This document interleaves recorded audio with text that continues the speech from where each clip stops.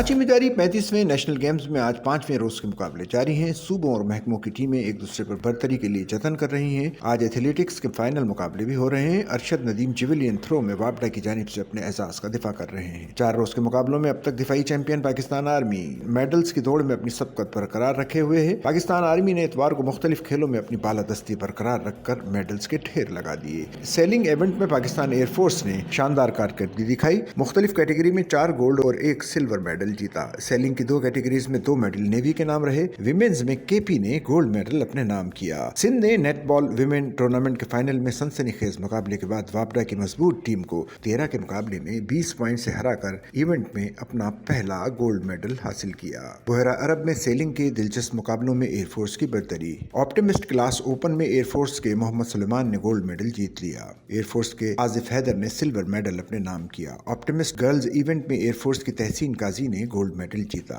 Optimist team event में भी Pakistan air force ने गोल्ड मेडल हासिल कर लिया। टीम इवेंट में पाकिस्तान नेवी की दूसरी पोजीशन।